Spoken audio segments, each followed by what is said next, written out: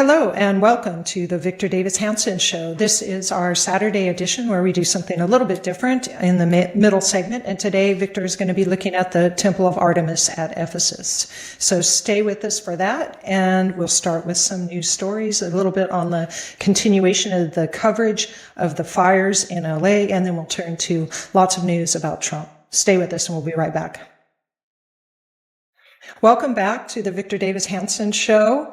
So, Victor, we are looking at the fires, of course, and we've talked a lot about them, but it seems to me that they're starting to talk about those who have started these fires. And in fact, we have one story of one fire, and it wasn't the Palisades fire, but one fire that they found a homeless man with a propane torch, and the citizens were attempting to stop him. And I was wondering your thoughts on there was a citizen's arrest where they put zip ties on him, and he was riding a bicycle with a portable small propane torch, allegedly lighting Christmas trees. But the point is, a couple of things about the cause. There are no storms in Los Angeles right now. That's the problem.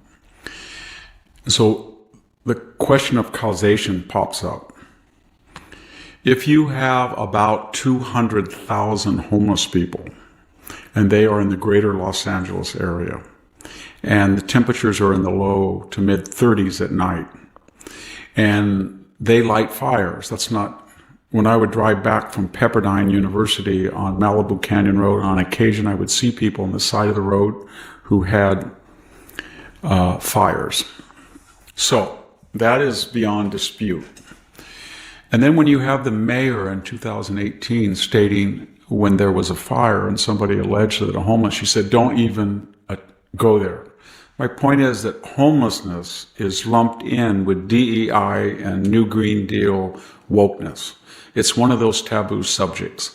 So when you have a mayor who's already ruled out the possibility in past fires, and you find somebody today who was lighting fires, and the powers that be will not discuss causation, our agents, you know that then you're bumping against this ideological firewall.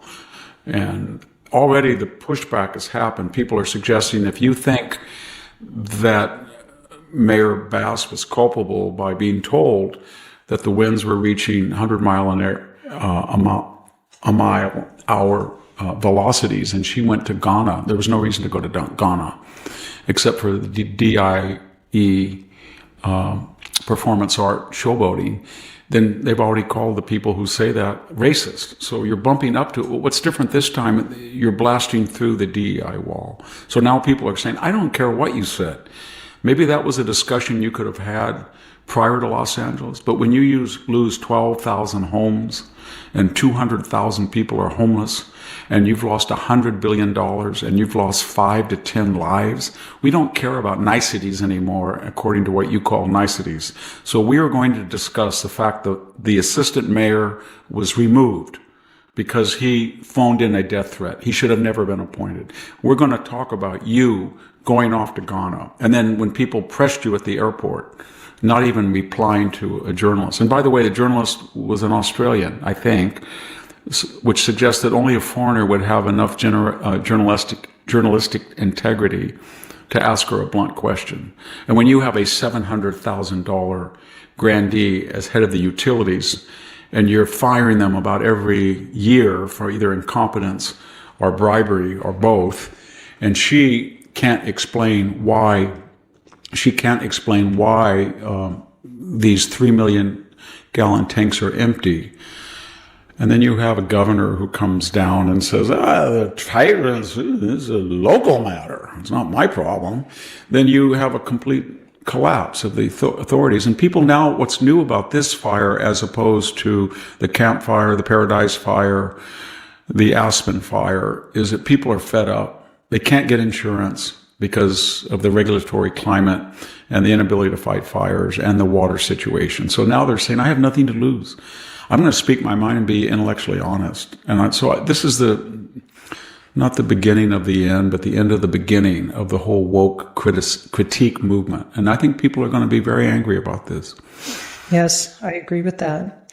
Well, let's turn then now to Trump, because there's so much news out on Trump. It's interesting the way he seems to be able to dominate the news. So many things going on. So let's start. I have three things, and let's just start with the first. He is being sentenced today in his the case that Bragg brought against him, and I was wondering your reflections on it went out as exactly what Mershon said. He should have thrown the case out. There was presidential immunity established by the Supreme Court, but it went ahead, and the Supreme Court 5-4, whereas Justice Roberts and Comey Brown Barrett joined the liberal majority, of course. So the sentencing went on. It was all performance art for one reason, so people on the left could say he's now a convicted felon, which he is. And there's going to be a sword of Damocles over his head, so that he has to think, well, when I come out of the presidency at 82, they might sentence me. But he gave a speech, and Mershon asked for it. He said, this is not about, this is only about the presidency that saved you basically from going to jail, not the occupant, you, the president. You had gone to jail, and you want to say, and then Trump got angry and replied that this was a witch hunt, and it is. And so Mershon has no defense on a number of counts. Why didn't he recuse himself? He was a donor to the Biden campaign, but more importantly, his wife was making a very lucrative career servicing Democratic clients in a campaign cycle on the wink nod idea that I am a stalwart whose dad is trying to put Donald Trump in jail, number one. Number two, these are all coordinated. So Alvin Bragg was being helped by Mr. Coangelo, and who basically wrote the writ over the objections of the federal prosecutors, which this was a federal case. So what did he do? He went right back to Merrick Garland's DOJ, occupied the number 3 spot, and then he reemerged to Alvin Bragg. He came from Letitia James. So he went from Letitia James, helped her draft the crazy real estate charges, collateral, went to Mr. Merrick Garland's DOJ, occupied the 3rd spot, quit, went back over to help Alvin Bragg. Meanwhile, Fani Willis is over here in the South at Georgia, and she's got Nathan Wade talking with the Biden counsel, who that day is apparently part of the DOJ people, and the White House are talking about, why haven't you indicted Trump? And they appoint that day, DOJ does, Jack Smith. It's all coordinated. The judge never addressed the idea that he should have recused himself. He never addressed the idea that Alvin Bragg took a federal offense, supposed federal campaign, and he created a new state law.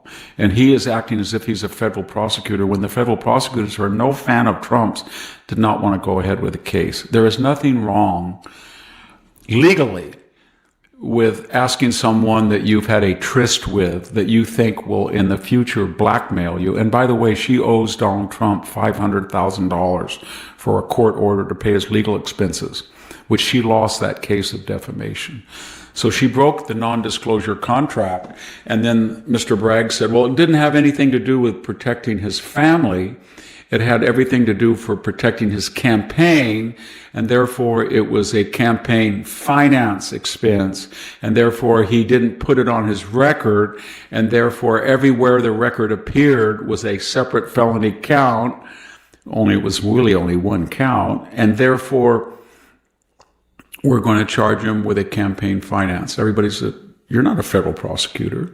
You don't duplicate. And then there was this idea about you don't need a unanimous verdict to convict him, et cetera, et cetera. They did all sorts of things. And I think that was kind of the straw that broke the camel's back. Nobody cares. And they're going to be there's going to be about 250 federal judges that are appointed by Trump. And a lot of these people who think that it's cute and neat that you can call Donald Trump a felon, they're going to be surprised that if there is a special prosecutor that goes back and seeks coordination between Alvin Bragg and Letitia James and Jack Smith and Eugene Carroll's suit, which was paid by Reid Hoffman, a big Biden donor, and Fani Willis, they're going to look at racketeering charges or conspiracy. As well they should, I think. Yeah, and they should. And the judges, all of the judges except the Jack Smith judge, Judge Kaplan, he egregiously said that Donald Trump was de facto guilty of rape, even though the jury made the distinction it was sexual assault. Me doing this to you in today's climate can be sexual assault. You can say that was an unwanted, he touched me. I was at Cal State Fresno once, and we had a distinguished professor, and he hugged a student and gave her a C at the end of the semester. I was on the board that investigated him. They asked him one question: did you touch her? Not did you hug her, not did you, she says you touched her. You invaded her space. Yes, I did. Okay, no more sabbaticals for you. You're out of the classroom for a year.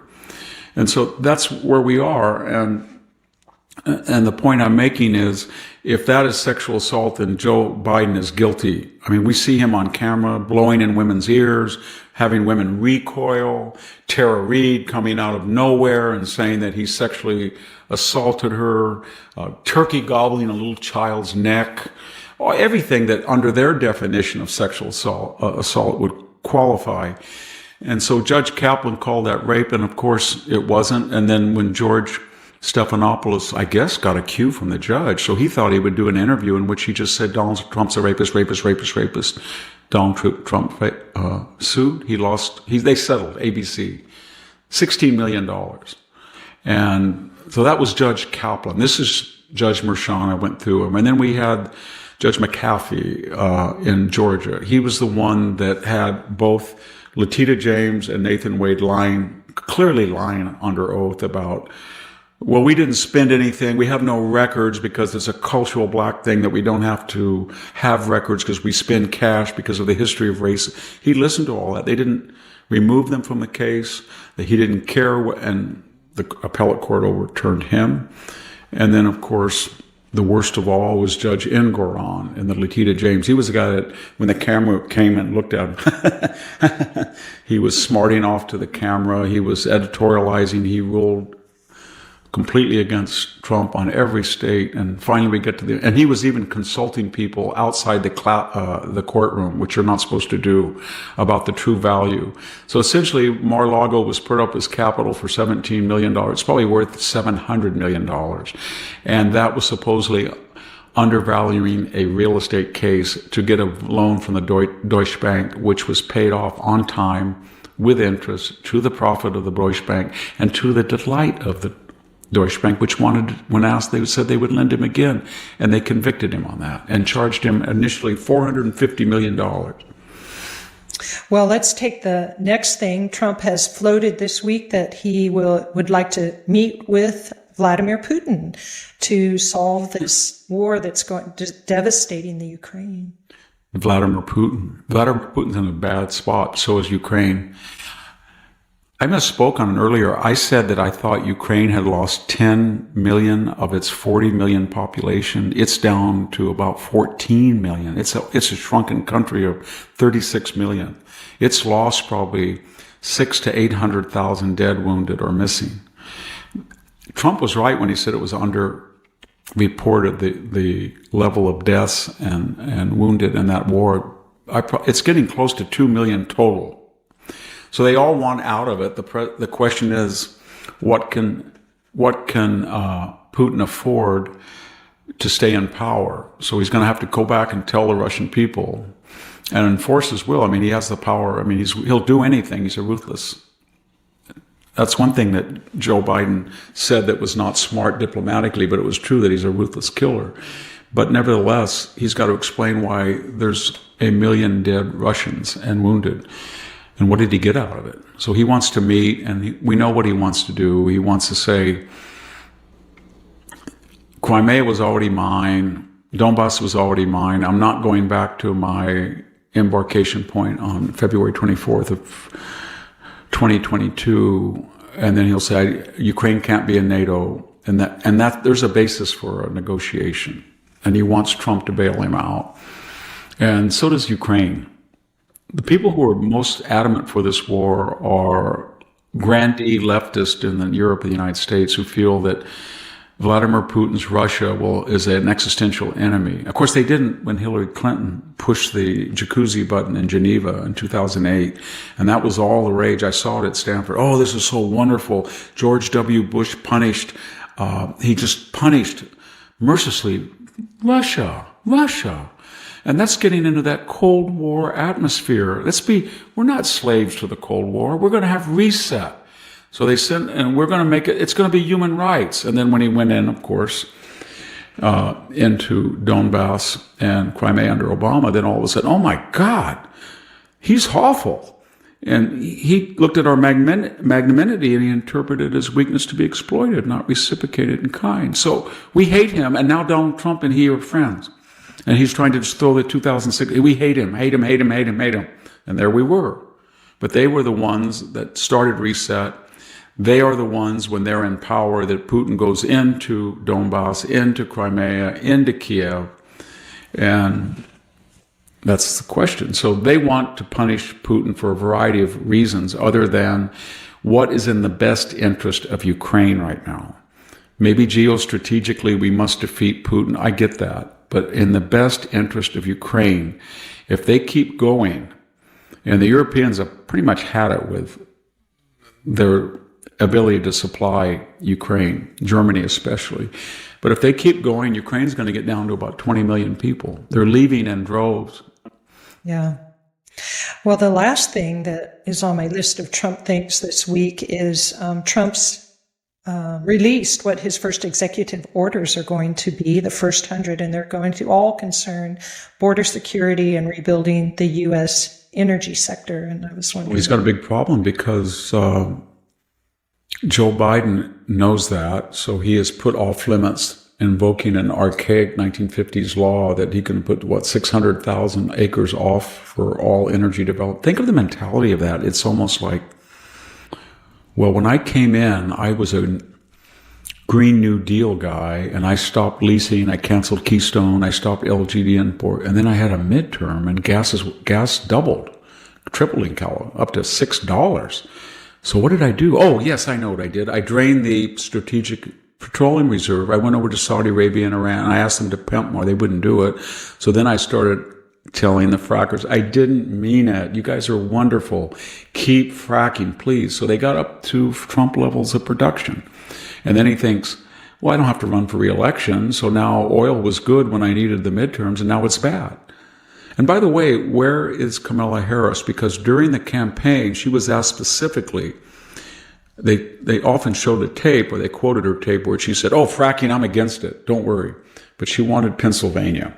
So they asked her when she was in Pennsylvania, are you still for fracking ban? Oh, yeah. No. Oh, no. I never said that. I'm for fracking. Okay, you're for fracking. Now we need to know what you're going to do with your boss says that he's going to put all this land off for fracking. What do you think? Now she's against fracking again. As I said that, I wrote an article and said that the only time that she would adhere to a moderate position was for 100 days. And if she lost, she would revert to form, which she has already. But if she won, she would do too, because she would just say, sorry, that was what I needed to win. Now I'm president. But he's going to try to revoke that. Lawyers are split whether he can. The other thing that's very weird about this is we're always told that Europhiles, fellow Europeans, are the left. They love the socialist EU. So you want to help the left. What would you do?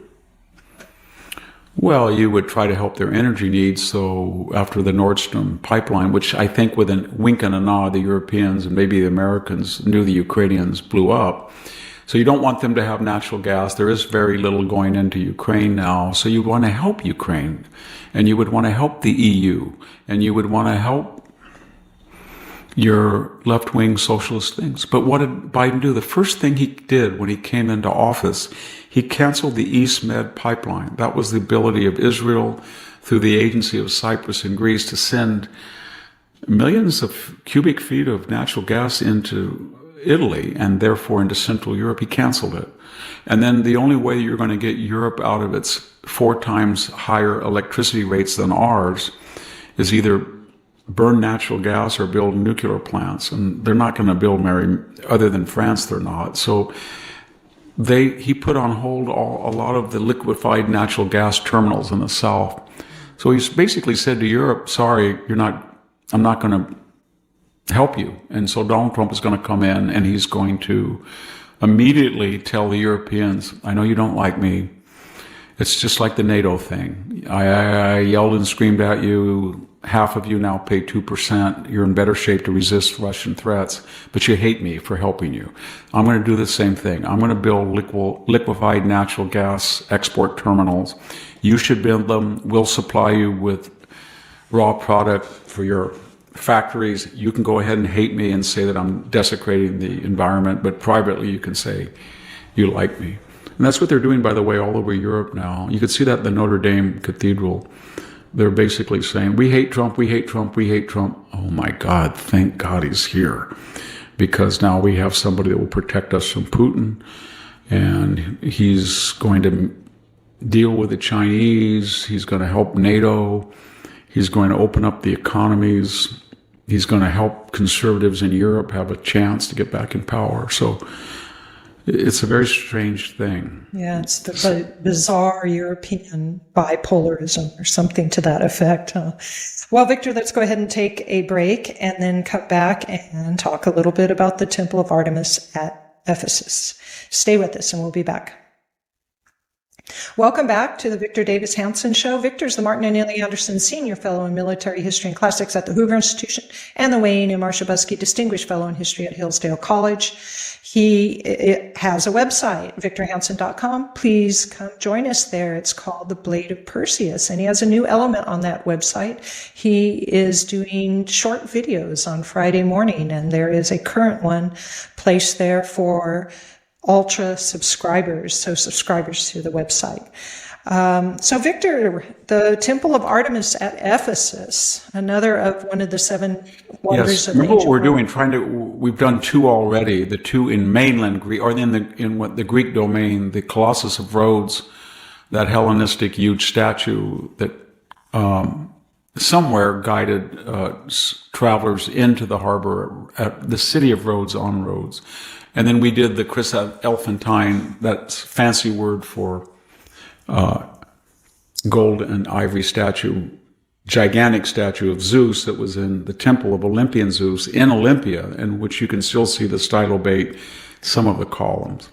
Then we moved to two others in Turkey. One was the mausoleum for King Mausolus of Caria. We talked about the grave. The other one is a huge temple of Artemis. You know, everybody knows her from mythology as the Roman goddess Diana of the hunt, sort of the masculine side of womanhood. The temple was built by the proverbial rich Croesus, and then in 550 BC, it was the first marble ever built a temple built in Ionia in marble. Maybe the first temple in the world built of marble. But why is it in the seven wonders of the world?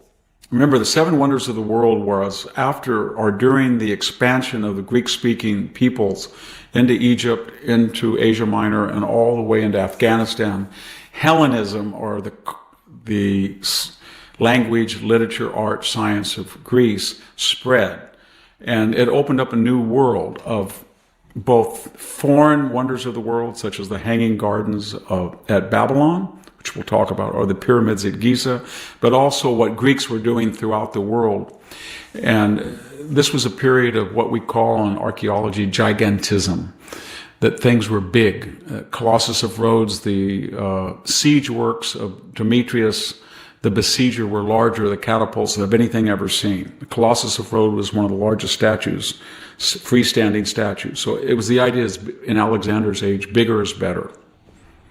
And so they decided to rebuild this temple that had burned down. And how does a temple burn down? It's out of stone. People forget the interior roof is the joist that goes after. You have the stone base of the roof, and then you have to span the width of the temple with huge timber. And that timber then has joist for the pediments. So the pediment is of stone, but all down the side of the roof you have rafters and joist. And that they are very flammable. And when they burn, then the roof collapses and the pediments can fall inward as well. And the temple as well, it has oil and olive oil votives, and it's got drapery, and the interior if it gets hot enough, it'll actually melt the marble, which is used for lime. One of the reasons we don't have Greek temples is in the Byzantine and more modern Greek period, villagers would go in and get a block, make a huge fire, put it in there, and then drain off the lime for whitewash on their stucco. So in any case, this was probably one of the three largest. It's what we call a 400-foot temple. Think about that. A football field is 300 feet. So it's 1 1/3 football. It's about 390 feet. And it was huge. And there's only two other temples that are comparable in size. It's even bigger than the Olympian Zeus, the great temple in Rome, the Roman temple that sits near Syntagma Square in Athens today. There's a temple, and I've been there, of Apollo at Didyma near Miletus. It's out in the middle of nowhere. At least it was. It's huge. And then there's the Samaean, the Heraeum we call it, in Samos, the temple to Hera. It's huge. But this was one of the largest, if not the largest temple in the world. It was built during the Hellenistic period from about 330 onward. And it existed somewhere, it's mentioned in literature, Christian literature, from about 200 AD to 400 AD to being in decay.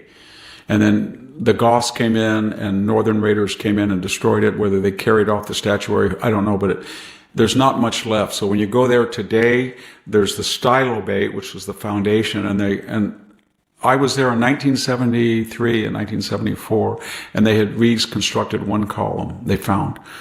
The British had gone in there earlier and found the site of the famous Temple of Artemis. So if you go to Ephesus today, it's a huge site.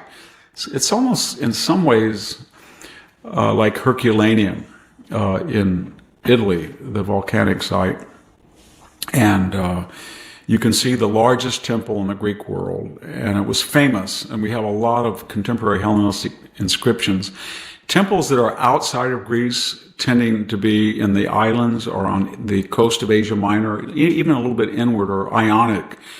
And the Ionic order, it's a little different. It succeeds the Doric. It doesn't have that Doric severity where there is a scroll for the capital rather than just an abacus like that.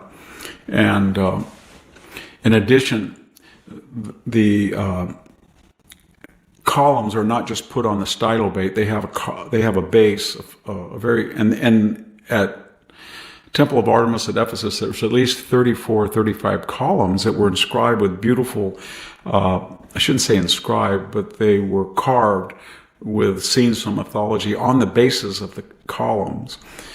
And in addition to that, when the columns go up and they taper up, they don't have the points around them, but they have what we call not flutes, but fillets. In other words, they go around and then they're blunted, so they have a flat space, and they look a lot more elegant, and they give off shadows better. And then there's a couple of other things. It's what we call a dipteral column. Instead of just having an outside exterior colonnade, it has two. Think of that. Two colonnades outside the temple that go around both sides, and almost 400 feet in one direction. So you have like 123 columns. It was just astounding. It was built on a marsh. And so it lasted for so long. So then rather than like the earlier temple, just to try to excavate and push, make a firm foundation to have it sink when there would be flooding, or more importantly, when they were drawing water out from wells and then it started to sink down. They kind of did what the Venetians did. They made a spongy. They put in sheepskin and other materials, kind of like a garbage, and made it go like this. I'm exaggerating it like this, but it was flexible, and it probably would have survived. It would have been like the Temple of Hephaestus in the Agora. It's intact today, but it was in the wrong place, and it was looted. But you can see two great things at Ephesus: the Temple of Hadrian's library and the Temple of Artemis at Ephesus. So it's worth seeing. So those are the last two that are on the Turkish mainland, and then we only have three more, and two of those are in Egypt. So next time we'll be talking about the lighthouse of Pharos in the harbor at Alexandria. I've been to all of these places, but and this one's a little strange. but we'll talk about it. And then the famous pyramids of the pharaohs at Giza, and then the Hanging Gardens of Babylon. When I went there, somebody gave me a block from the U.S. Army. I was embedded, and he rebuilt it, and it was a little, just like, a baked brick or something, and it had Saddam's image on it, Saddam Hussein, every single one. He rebuilt the Hanging Gardens of Babylon. But anyway, it was a seventh wonder of the world, and it was mostly because of its gigantism. It was so big. Big is better. Yeah. And I was thinking, what do we do in this country, like the Colossus of Rhodes or the Mausoleum or the Temple of Artemis? We have the Gateway Arch in St. Louis, as I said, 600 feet high. I've never walked inside it. I've talked to people who have. We had the Statue of Liberty, I think with the base, if you count the base, it's 300 feet. Don't they try for the tallest building too, like the Needle in Seattle, I believe it is. We're trying to get I think a New York building is projected at maybe, or Chicago, is it 1,600 feet? And we're trying to rival our Asian competitors on that, or the ones that are in the Middle East and Dubai or something. But there is something about monumentalism that makes people we don't build these Lincoln memorials or statuary anymore. One of the things that's weird, we had on our Mr. Shubin, the classical art supporter and architecture. And if he were to be appointed as the National Endowment for the Arts, he would encourage that. It's very funny. I was noticing that after that conversation, Donald Trump has pledged that new federal buildings will reflect a classical heritage, Greco-Roman heritage. And same thing about art. And the left went crazy. They said, oh, it's pseudo-romantic, schlock classic. This is what Trump does in his hotels. And they don't understand. He's waging a counter-revolution against something. And the something is them. They went through all of the grants that the NEA and the NEH does, and they systematically excluded traditional art, traditional architecture, and gave us modern art, Foucauldian art, whatever you want to call it, and these ugly buildings. And that was a revolution on their part. So I don't know if they're mad that he's waging a revolution they're calling him a Maoist. I've seen that, Trump the Maoist. And I don't know, I'm thinking, well, you mean you were the Maoist and now he's doing what you did? He's a counter-revolution, or he's doing what you did, but he might win. Is that why you're mad, or is it both? Yeah. But this is funny because Trumpism, or MAGA, whatever you call it, it's a 360-degree, 24/7 revolution. Nothing is too trivial. Nothing is too important. So art, yes, he's going to change the way we fund art. Jay Bhattacharya, no DEI grants for health stuff. Architecture, maybe a building will look like those beautiful buildings built in Washington, Treasury Department, Supreme Court. Who knows? But it's going to encompass all of that. And he's inviting everybody, according to the station, to participate. And I think the voters of Los Angeles are going to participate. Yeah. And say no mas. And as far as the art goes, he with the better sense of beauty should win out, don't you think? Maybe. But, I have a question on that with the temples in Greece in general.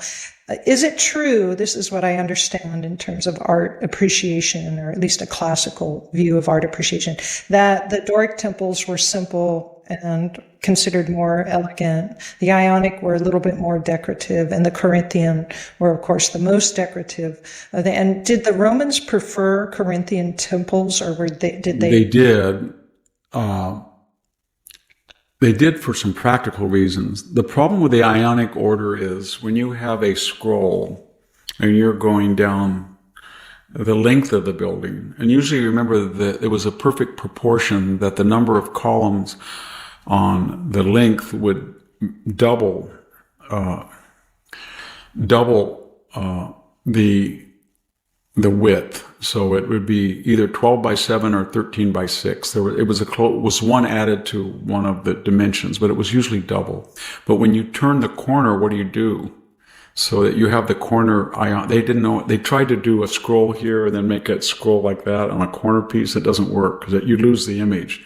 And so you don't want to go back to just the abacus, which had never caused that problem, because an abacus is an abacus is an abacus, whether it's on a corner or on the length. So they came up with a Corinthian leaf. These are acanthus leaves that are sprouting, and you can put them anywhere in a corner and straight. That was one idea. It gave a lot of opportunity for sculptors to make different types of foliage on the side. They had a base as well as the Ionic order did. They had fluted columns. The first Corinthian capital, and somebody's going to correct me if I'm wrong. We have a lot of classicists that listen, so I'm doing this by memory, but it's at the Temple of Bacchae in Arcadia, and that was built about 440. And they found a Corinthian column, but it wasn't a structural column. It was on like a little monument. Somebody made it because it was a new idea. But as a general rule, Doric is from the Peloponnese south, although the Parthenon is a Doric temple, and art historians, architectural students call it Doric severity. And the idea that the Doric culture is associated with Sparta and toughness and lack of money. They don't have money. They have these crazy iron spits and severity. And that temple then will not be ornate in the same way. At least the columns won't. And they often don't have a frieze course and a metope like the Parthenon does. It's an ornate Doric temple. So you look at it, it looks severe and majestic and not kind of, but the look of the Ionic columns ratio between height and width is much thinner. So a Doric column is stubby, and it has entasis where it kind of bulges. So when you look down, they don't look wavering. The optical illusion's not there. They look straight. So they have to, and the same thing with the stylobate. They kind of, they have a high point in the middle, so it looks straight when you look at it. But it's curved. It's actually curved. The Ionic columns are much more elegant in the sense they're taller, and the Ionic temples, for a variety of reasons, were larger. Part of it was because they were in Asia Minor, more Ionia. We get the name Ionic order from Ionia. And those early temples along the coast at Samos, as I said, at Ephesus, the first temple of Ephesus was a very early Ionic temple, as I remember. But they had more money. Ionia is so much richer than the mainland Greece as far as farmland. Did those temples, like the Temple of Artemis at Ephesus, also have entasis, that slight bending to make it look natural to the environment? I don't think they do. I don't think the point is that because the stylobates did. But in the case of the Ionic order, you don't have to bulge out the columns. It's just a term that goes like this. You have a hump, whether it's a stylobate or the column goes like this. But you don't need. That's not what you have to do that because the Doric columns are kind of short and stubby, but the long, elegant ones, that doesn't create an optical problem like that. But what was unusual about the Parthenon, it had an exterior frieze course and an interior one. And it had metopes. The triglyphs represent the beams going across in stone. And then between the triglyphs, there is a metope, a square. And they put a sculpture in those squares. And then below that, and the architrave goes around that. That's just a blank space. They decorated that with a frieze course. So what was unusual about the Parthenon, you had this majestic sculpture in the east and the west at the pediment, the triangle. So you had two of those, the fight over Poseidon and Athena, and then the Amazons. And then you had a continuous frieze course about 500 feet all around. And then above that you had metope. Very few temples ever did that. Yeah. It was too costly. Yeah, sounds very expensive.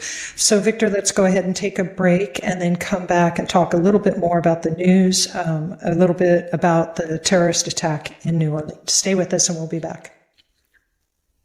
We're back. This is the Victor Davis Hanson Show. You can find Victor at X. His handle is at VD Hanson, and at Facebook, Hanson's Morning Cup. So please come join him there if that's your social media outlet. Victor, so Shamsu Din Jabbar is the terrorist in New Orleans, and the FBI has found that he had two IEDs that he tried to set off. And the unusual thing about them was that they had a chemical explosive called RDX, which is many times that of TNT, and something that's used commonly in the Middle East for IDFs. And I was wondering if you thought that and the trip to Cairo had anything to do with each other, and that maybe he has some contacts and inspiration. It reminds me of Jon Stewart. Yeah. I'm not a big fan, but I kind of enjoy him once in a while. He was getting in an argument with somebody about Wuhan, was it Colbert? And then finally he got exasperated. He says, "My God, are you nutty? There is the first patient is in Wuhan. There is a lab in Wuhan. It is run by the PLA in Wuhan. It is a level 4. They were doing gain of function. COVID is a gain of function. The people who got it are gain of function. What in the blank is wrong with you?" So in this case, wannabe real estate guy turns up killing 16 people by running over them, and then has sophisticated explosive devices with a material that's not found in the United States, is common in the Middle East, and he has a sophisticated detonator, and he's trying to get to his car to blow them up. And it's pre-planned, and it follows one going on in Germany. And then people say, oh, he was in Cairo too, not too long before. Why would he go to Cairo? So the point is, there's more there. The problem with our investigatory agents is I don't mind that they keep an open mind. They have to keep an open. That's not. I shouldn't even say I don't mind. I like that, but they don't have an open mind. They say they have an open mind, but they all start with the premise that if I suggest that I'm investigating a Islamic terrorist motive, I'm going to get this big wave of criticism. So I'm looking at Major Hassan at Fort Hood. He yelled Allah Akbar. What do? Do I say he yelled Allah Akbar and murdered 13 and it was Islamic inspired, and I'm going to get all this criticism and I might be attacked? Or am I going to say it was workplace violence, and then some general is going to pat me on the head and say, you're absolutely right?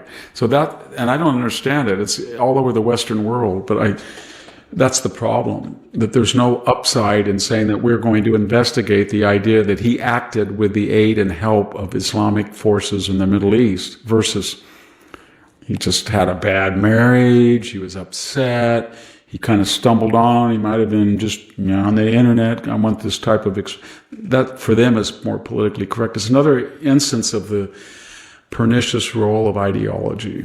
It warps empiricism. Yeah, it sure does. And that's the problem. Yeah. Well, what about the Honduras president who, it's a woman, she threatened that she would not let the U.S. use their military bases in Honduras if they engaged in mass deportation plans. And I was wondering what your thoughts on that. Yeah, well, I do not think in general it's a good policy for a very tiny country to threaten the United States. And in particular, I wouldn't do it with Donald Trump as president. It's not like he's going to be Joe Biden. He's not going to know what it is, or Barack Obama. Please do it some more. I enjoy it. So there's about there's 300,000 to 500,000 Hondurans here, and they send back, I don't know what it is, 30 or 40 billion dollars. It's 1/3 of all of their foreign exchange.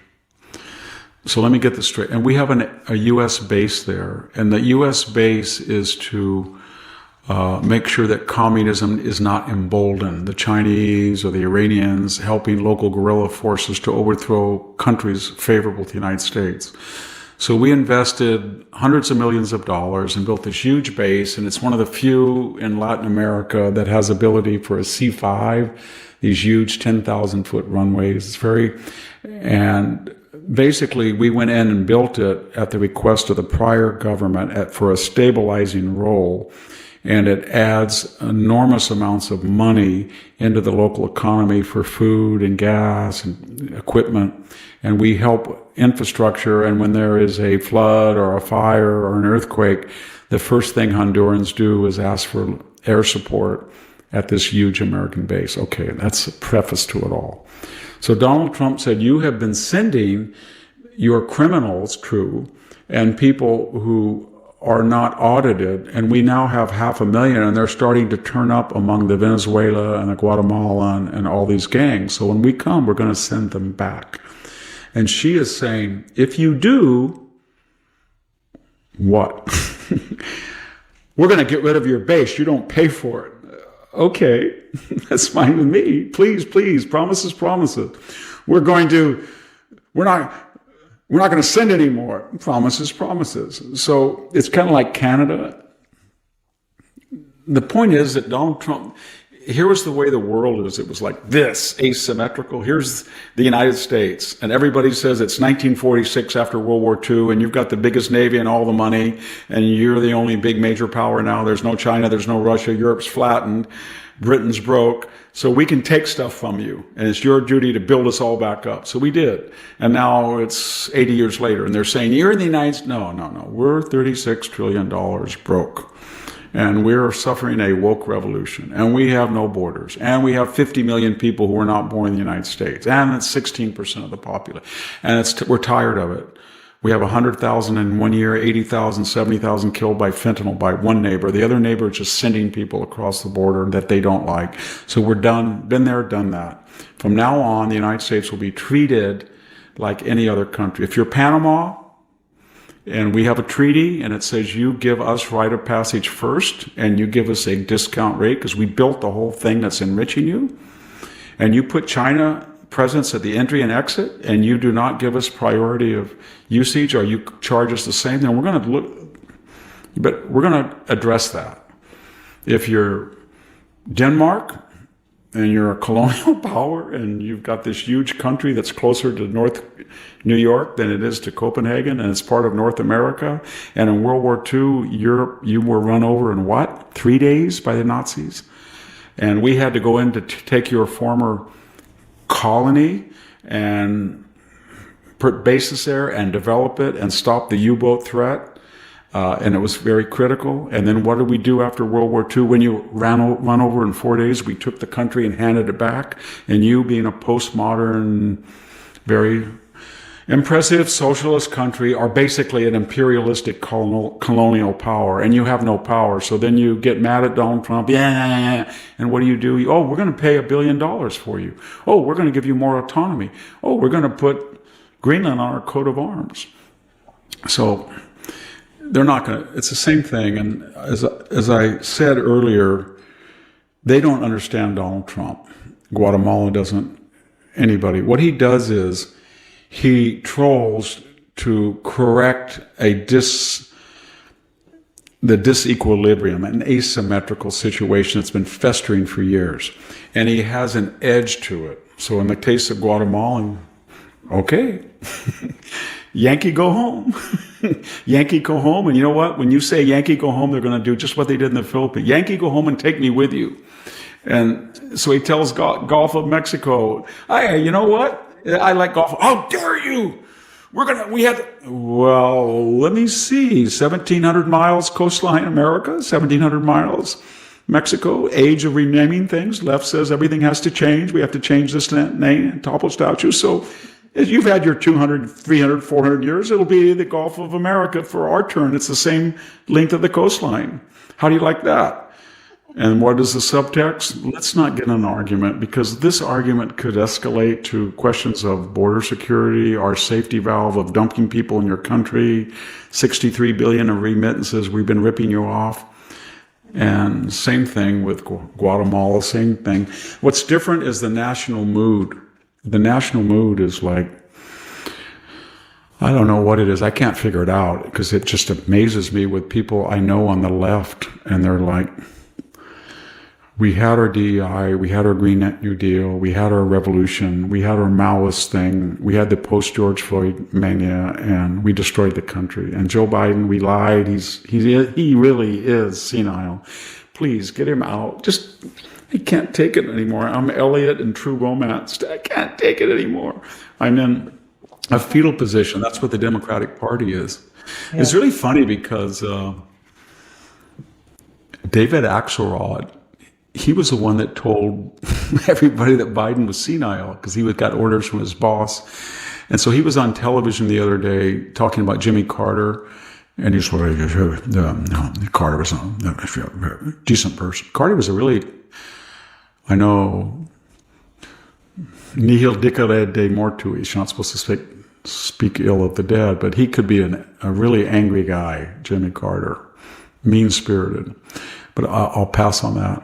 But Axelrod was saying that basically Trump doesn't have his character and everything. And I'm thinking, oh, so you worked for Chicago, was it Times or Tribune? And the Chicago newspapers, when you decided to become a political operative, you were Barack Obama's campaign manager for Senate, and there was no way in the world he was going to win the Democratic primary. I think his name was Claire Hall. He was very well-funded, mainstream Democrat, I think Catholic, and all of a sudden you leaked that he hit his wife. There was a sealed divorce record. And somehow reporters leaked that from a media franchise with connections to Axelrod. So then all of a sudden, this nobody named Barack Obama, who had run for Congress and completely got wiped out, a non-entity with no credibility among independents or conservatives, no credibility about the black community, only among white liberal elites, which wasn't enough to get him the nomination. So he gets the nomination. And lightning strikes twice. Jack Ryan's running on the Republican side. He's way ahead of him. And there had been a little spat in his divorce. It was sealed to protect the children. And supposedly, and the whole case is supposedly his wife kicked him in the leg and he kicked his wife back, and that was spousal. And then she dropped it all and said, please, nothing happened, no matter. And then with a Jack Ryan, when they got a divorce, his wife said, he made me go to a porn club in Paris, something like that. I remember. And they leaked it. Yeah. And Obama says, hey, this is weird. It happened twice. We destroyed the other candidate with false charges and leaking sealed divorce records. And who was the architect of that? The man who just said that Donald Trump should emulate other people that are of higher moral standing. That was funny when he was at the funeral of Jimmy Carter. Yeah, I was wondering about that. There's so much talk. You know what? Just can I say something before you go into that? They're at a funeral, and then you listen to all these newscasts, opinion journalists, etc. Well, they were not looking happy with each other. No, they were looking Harris like and Jill Biden and stuff. And I'm thinking, well, they're at a funeral. What are they supposed to be? Yeah, and Bill Clinton started that when his transportation, I'm assuming this by memory, transportation secretary Ron Braun got killed in a tragic accident in Serbia above in an airplane crash. And he was at the funeral and he was doing the same thing. And he was laughing, and then somebody poked him and said the cameras were looking. He was going, it was like that. It was, anyway, so they go there and he's sitting next to Barack Obama. Michelle suddenly mysteriously can't come, and she didn't want to come because she had to see the Trumps. So she split because she'd said all these things about he was a racist, and nobody knew what Trump would say to her. And she's Michelle, who's Deus Michelle, the deified goddess of America. So she didn't want to come. So then Barack didn't want her to come because he wanted to talk. You know how Barack Obama is. He thinks he can charm a snake or anything. So he's there with Trump, trying to flatter Trump so that Trump will give him little deals. Or, hey, Barack, I got a library, and, you brought up the archive stuff, and you might have a little problem. In other words, you have a lot of power like I did to punish people and use the law. So please don't do it to me because I like you now. So they were having a good time. And then I really liked George W. Bush, but he was like the great stone face. That Hawthorne short story, and his wife looked very elegant, youthful, Laura Trump, but he was just, and I don't know why he did that. I know that Trump had attacked Jeb. He was at an occasion, a few years ago that I was at, and somebody said, why do you not want to endorse Trump? He attacked my brother Jeb. It's true, I understand that, but I thought he would be a little bit warmer, and then he gave Obama a little nudge, like friendly one, yeah. And then there was Hillary was like, she thinks she's still part of the resistance. I'm part of the resistance. It was illegitimate, and Bill just Why am I sitting over here at the end of the? Now I am more important. I feel your pain. I should be over there next to Trump. And then there was Mike Pence, who he and Trump had that big fight over January 6th, and his wife, when he got near his wife, she turned away. It's hard. Donald Trump is a scrapper. He likes that stuff. But Melania Trump hasn't hurt no one. And there she was, and she was very kind, and Mrs. Pence just turned her cold shoulder to her. I thought that was kind of... Yeah, that's not nice. These are all psychodramas that the average person doesn't care about. But what's funny is, I quoted that column about... We were talking about the Colossus of Rhodes and that Shakespearean quote out of Julius, he strode above us like a colossus. He was like the Notre Dame on steroids. He comes here and here's all of these two-term distinguished presidents, George W. Bush, Bill Clinton, Barack Obama, and they were always sort of lorded over George H.W. Bush and now Joe Biden. Joe Biden was not a two-term president. And I think somebody on Fox News pointed this out, one of my favorite commentators. He's on Trace Gallagher a lot. He's really a good guy. And he said, two-term president, two-term president, two-term president. Oh my God, Trump, two-term president. He's now in the Bush, Clinton, Obama club. And he's even at the front of the line now. And he had an interruption like Glover Cleveland with the greatest comeback in presidential history. And he was just, it's something about him. I mean, he just dominates. We had that governor. He had all the governors of the Republicans there. And he was like a master of ceremonies. He was sober. He was gracious. And they were all like wonderful. They were competing to see how they could help his MAGA agenda. I got an idea. And it was like, yes, go to it. I'm your spiritual forefather. And so it's exciting time. I know that the left is licking its wounds. It went to their proverbial bear cave and are inside, and they're just licking their wounds and are going to come out, and they already have. Elizabeth Warren is so angry. She's trying to stop Pete Hegseth. I thought that was funny. She said, this guy has a Jerusalem cross on his stomach, and this is a theocrat, and he's got the the little cross for Mark, Matthew, Luke, and John, and then you're at this funeral, and they have the program for Jimmy Carter, and it's got the Jerusalem cross, and everybody on the internet said, well, what is it, Senator Warren? Was Jimmy Carter a white supremacist? So these people, the more criticism, yeah. Well, you were speaking of Melania, and recently in this week, she apparently signed with Amazon for a $40 million contract. Now, this is a change from the first administration. It was a woman, Wintour. She kind of bragged that she kept her off the pages of Vogue. And with all due respect, I'm not one to trash people's looks, but if you look at Michelle Obama and you look at the former model, Melania Trump, and your standards are model-esque, I'm not saying that Michelle's not attractive, but what I'm saying is, if that's your view, that you want this certain glamorous look for your glamorous magazine, there is no more glamorous first lady in history than Melania Trump. And to put Michelle again and again there and not her at all was, and I hope that they ask her to be on there and she says no.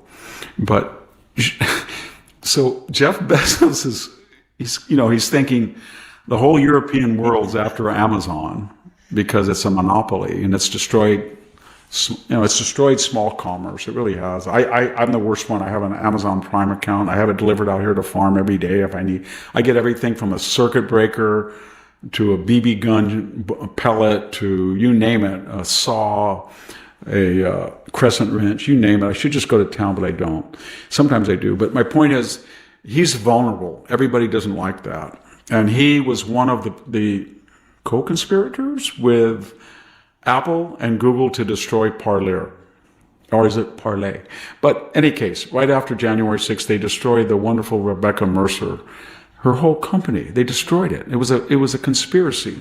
And he was the primary culprit. So he knows that he's culpable. So now he's thinking, my posters tell me this crazy guy's going to win.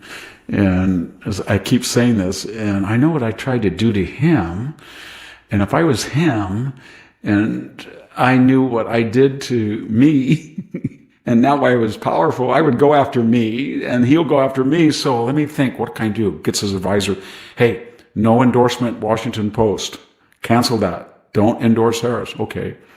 And they said, well, what if the people don't like it? Well, you're losing $76 million. Fire them. What do they care? Why do you want to subsidize them insulting you? They come in, hey, there's an op-ed making fun of you bending the knee to Trump. Fire it. Don't run it. Well, the person might quit. Good. Get rid of them. And then the piece, the resistance is, can I go to Mar-a-Lago? Please. I'm the second richest man in the world. Elon gets to go, but can I go too? Well, have you treated Melania well? Well, we'll give her a $40 million deal. So, and then we have Mark Zuckerberg, spends $419 million to destroy Donald Trump, according to Molly Ball and that conspiracy cabal, liberal writer for the Time magazine at the time. And now what is he doing? He cuts a little video. We're going to fire the fact checkers. We're going to be true. We're going to be honest. Subtext. Oh man, I had that the FBI and me conspired to suppress truth to hurt Donald Trump. We canceled all of his supporters we could, and now we're under assault for antitrust legislation, and the Europeans are after me, and that guy is my only hope. So he cuts a video. I'm so sorry. I like that you did it, and we're going to hire a conservative. We're going to put conservatives on our board. It's all down the line. Yeah. And Google's director, I don't know, Apple, we had the Apple head CEO too, all of them. They're all going to Mar-a-Lago, and they're all trying to say we didn't mean it because we know that you might do what we do to you, because that's how we think. As you're talking, you make me think that the foundations of our politics and of our business world seem to be being the foundations that we didn't see, the face of the business world, the face of politics, human nature. But now we're seeing them all crumble with this Trump and this social media and Elon Musk. We're seeing the background, like and we also see doth stride above us. It's amazing. I just feel like they're I think they say to themselves, they get in a room, I'm just being metaphorical, they get in a room and they say, okay, you impeached him twice? Yes, I did. Did you try him as a private citizen? Yes, I did. These are the figurative people who did this. So you impeached him twice? Yes. And you tried him as a private citizen? Yes. And how about you? Well, we did 20 months and $40 million in the Mueller investigation. Well, how about you? What did you do? Well, I got the FBI to work on Twitter and Facebook and to smear him, and I rounded up 51 intelligence authorities to lie to the American people on the eve of the debate to say that the laptop was cooked up by Donald J. Trump. And what did you do? What was your part? Well, I organized 16 attorney generals in the states to get him off the ballot. And what did you do? Well, I was the one that helped Fannie Willis coordinate with the legal counsel and Jack Smith and Letitia James and E. Jean Carroll and Alvin Bragg. And what did you do? Well, I was the one that ramped up the Hitler vocabulary and fascist, and we got 2 assassination attempts out of that because we lowered the bar of the acceptable hate. And then this deity says, and it didn't work, did it? And he said, no, everything we did to destroy this guy didn't work. No, it just made him bigger. And what you did, you, and he goes around the table and says, you made him bigger and stronger. He's a Nietzschean figure. Anything that didn't kill him made him stronger. So what do? Get to Mar-a-Lago. And then they come like this. Go to Mar-a-Lago, young and son. Trump says what he always says. I'm Julius Caesar, Clementia Caesaris on my coins, clemency of Caesar. So I will forgive you once and twice, but not 3 times. And then he says to his aides, that SOB attacked me and tried to destroy me, and he will do it again. And I'll forgive him. And he'll do it again. At that time, I won't. And so that's what he's dealing with. Yeah. And I really admire people who stayed with him, like Susan Wiles and Stephen Chung, Stephen Miller, Jason Miller, Devin Nunes. Man, those were dark days. I remember that. We sure were. God, I wrote a couple of articles on January 6th defending him. And I walked into Hoover and someone said, "You've got a big problem, Victor. You're up on charges at the faculty senate. They're going to censor you. You got to sit down and we've got to go over every word you said on Fox News." I said, I didn't say anything wrong. But that was a minor, trivial thing. If you said, Stanford faculty senate tried to censor me, somebody'd say promises, promises, right? But can you imagine what all those people endured? They were personae non gratae. Yeah. And yet they came back and they were loyal to him. Yeah. And I'm happy to see that DeSantis and even Nikki Haley are not, one of the tragic casualties was Mike Pompeo. I understand that for a moment he flirted with running for president, and unwisely he editorialized January 6th and also the Mar-a-Lago raid. But if you juxtapose that, I understand that he was a little bit more, interventionist, neo-conish than the MAGA base. But if you put all that aside and look at his loyalty to Trump when they crafted foreign policy vis-a-vis North Korea, China, Russia, he was a pretty good Secretary of State. And now he and the people around him are not going to play a role. That said, I really admire and like Marco Rubio too. Yeah. Yeah. So we have great hopes for our Secretary He has a of big State. bench. Yeah. He's not going to be all these crazy cabinet appointments. There's not going to be Pete Buttigiegs and Mayorkas and people like that. No. They think there are, but they're not. Yeah. Hopefully they'll get business The big done. difference is somebody like Kristi Noem likes the United States, Yeah. and she loves it, and she wants to protect it. She's not like Mayorkas that wants to destroy what he thinks is a historical aberration. That's another thing on the left that's been exposed, which is good. Well, Victor, we're at the end of our podcast today. Thank you for all your words of wisdom today and the discussion of the Temple of Thank Artemis. everybody for listening. These videos are kind of an experiment. Yeah. Old Skeletor doesn't like to be seen, but okay. You're not doing too bad, Skeletor. Thanks to our audience as well for listening. This is Sammy Wink and Victor Davis Hanson, and we're signing off. Thank you.